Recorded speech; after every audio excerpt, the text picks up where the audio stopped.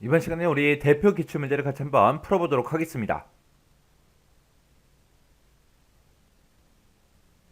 기출 4번 문제요. 기출 4번 시트에서 다음의 지상을 처리하시오. 그렇게 나왔습니다. 자, 문제를 보니까 미주 지역 항공편이라는 이 표가 있대요. 이 전체 표를 보고 얘기하는 거죠. 이 표에서 항공사가 튼튼항공이면서 마일리지가 만 이상이라고 그렇게 이제 조건이 나왔어요. 지금 여기 보게 되면 이제 항공사에 이제 조건이 붙은 거고 마일리지에 대해서 이제 조건이 붙었는데 중간에 이제 이면서를 묶였으니까 이 두 개의 조건은 모두 다 만족해야 됩니다. 해서 이제 엔드 조건으로 우리가 써주면 될 거고요. 그 뒤에 보니까 항공사가 한국항공이면서 마일리지가 만 미만인 그 데이터를 고급 표절을 사용해서 검색해라. 그렇게 나왔습니다. 그때 이제 항공사 한국항공이면서 마일리지가 만 미만 그랬으니까 이 두 개의 조건도 중간에 이제 이면서로 붙고 있으니까 둘 다 만족해야 되겠죠. 그때 이 첫 번째 조건과 그리고 이 뒤에 있는 이 두 번째 조건, 이 두 번째 조건은 중간에 보니까 이거나로 붙고 있으니까 둘 중에 이제 하나라도 만족하면 되는 거예요. 그때 이제 조건은 A의 17번부터 시작해서 C의 19번 그 영역 내에다가 알맞게 이제 입력해라. 그렇게 나왔습니다. 자, 일단 조건부터 쓰자고요. 자, 밑으로 내려가서 이제 A의 17번 찍어주고요. 우리 항공사에 대해서 이제 조건이 붙었는데 그때 항공사는 튼튼항공이요. 튼튼항공이면서 뭐가 마일리지가 얼마 이상 만 이상이요. 크거나 같다 만하고 우리가 써주면 되겠죠. 이게 이제 첫 번째 조건. 두 번째 조건은 항공사가 뭐요? 한국항공이면서 마일리지가 만 미만이라고 했습니다. 해서 작다 만하고 이렇게 써주면 되겠죠. 해서 이 첫 번째 조건과 이 두 번째 조건은 서로 다른 행에 있죠. 서로 다른 행에 있으니까 둘 중에 이제 하나라도 만족하면 되는 거. 해서 이 조건을 만족하거나 아니면 이 뒤에 있는 조건을 만족하거나 둘 중에 이제 하나만 만족하면 돼요. 이거나로 붙겠으니까. 근데 이 조건이랑은 중간에 이면서로 묶여 있고 그리고 이 조건이랑 이 조건도 지금 이면서로 묶여 있죠. 해서 둘 다 만족해야 되니까 지금처럼 이렇게 이제 작성해 준 겁니다. 이렇게만 해주면 이제 우리 조건 다 작성했어요. 자, 그러면 이제 조건 다 작성했으니까 이제 우리가 결과를 이제 추출하면 되겠죠. 그때 결과는 동일한 시트 A의 21번 셀에서 시작하시오. 그렇게 나왔습니다.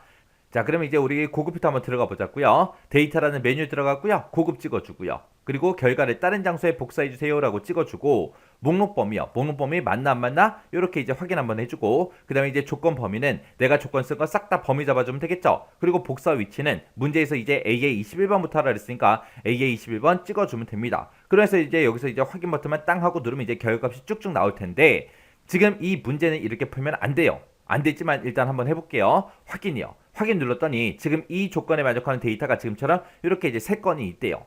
근데 문제 이 두 번째 지상을 봤을 때 고급 획도의 결과는 노선명이랑 항공사랑 항공요금, 마일리지 이것만 이 네 가지만 순서대로 표시하시오. 근데 지금 우리 거는 노선명하고 항공사 그리고 항공요금 그리고 할인요금도 들어있어요. 할인요금도 들어있고 그리고 마일리지 표시해라. 해서 지금 이 할인 요금은 표시하지 말라는 거거든요. 문제에서. 해서 지금 문제에서 표시하라는 게 노선명하고 항공사하고 항공요금하고 마일리지하고 요 네 개만 표시하라고요. 할인 요금 얘는 이제 표시하지 말라는 겁니다. 그러면 우리가 가지고 있는 데이터는 지금 이 5가지를 다 가지고 있는데 요 네 가지만 표시하래요. 요 네 가지만 이제 순서대로 표시하시오. 그렇게 써 있는데 이거를 이제 어떻게 표시하냐? 자, 보세요. 자, 지금 우리가 이거 잘못된 거 있죠? 잘못된 게 있으면 여기 21번부터 시작해서 24번까지 행 번호로 범위를 쭉 잡아요. 잡아놓고 마우스 오른쪽 버튼 삭제. 삭제 누르면 깨끗하게 없어집니다. 이 상태에서 우리가 지금처럼 결과를 표시할 때 특정 필드만 표시해라. 그렇게 만약에 문제가 나오면 우리가 A의 21번 셀에 가서 우리가 그 제목들 직접 입력해주면 돼요. 우리가 맨 앞에다가 이제 노선명 나타낼 거죠. 그리고 그 옆에다가 이제 항공사 나타낼 거고 그 옆에다가 이제 항공요금 나타낼 거고요. 그 옆에다가 이제 마일리지 요거 이제 나타낼 거예요. 해서 우리가 뭐 어떤 특정 필드만 표시하고자 할 때는 우리가 지금처럼 결과값을 표시할 그 위치부터 시작해서 그 제목들만 직접 입력해주면 돼요. 그리고 나서 이제 고급 필터 들어가면 됩니다. 해서 데이터 찍어주고 우리 고급 들어가고요. 그리고 다른 장소에다가 우리 결값을 복사하겠습니다. 그리고 이제 목록 범위요. 목록 범위 맞나 안 맞나 이렇게 쭉 한번 확인해 주고요. 조건 범위도 아까 잡았던 게 있으니까 맞나 틀렸나 확인 한번 해주고, 그 다음에 복사 위치를 우리가 A의 21번에 찍는 게 아니라 이 영역을 우리가 범위 잡아주면 돼요. 이 제목에 들어있는 이 영역을 싹 다 범위 잡고, 그리고 나서 이제 확인 버튼만 땅 하고 클릭해주면 그 제목 우리가 미리 써놓은 거 있죠?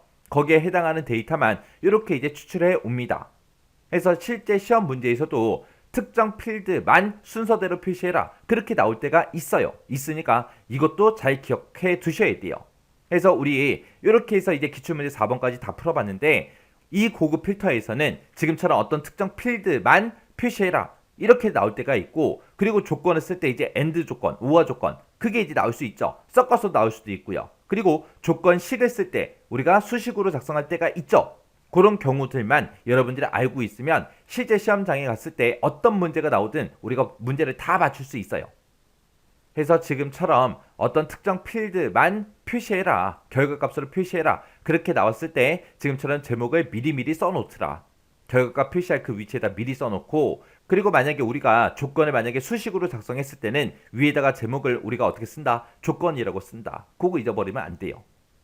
자, 그러면 이제 강의가 끝나자마자 여러분들이 엑셀 파일을 열어서 직접 한번 꼭 문제 풀어보고 지나가시기 바랍니다.